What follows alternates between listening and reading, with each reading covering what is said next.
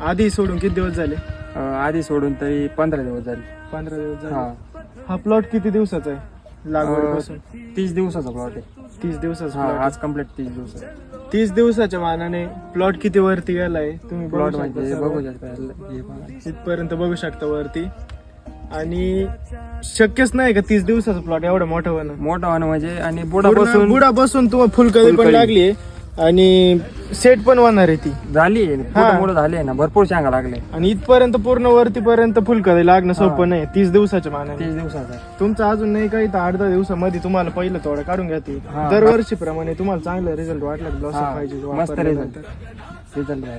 कितव्या दिवशी रिझल्ट आला होता तुम्हाला? म्हणजे आता ज्यावेळेस सोडला नाहीये बोलले का तुम्हाला 4थ्या दिवशी बांधावं लागल. हा. ते तसं झाड होतं.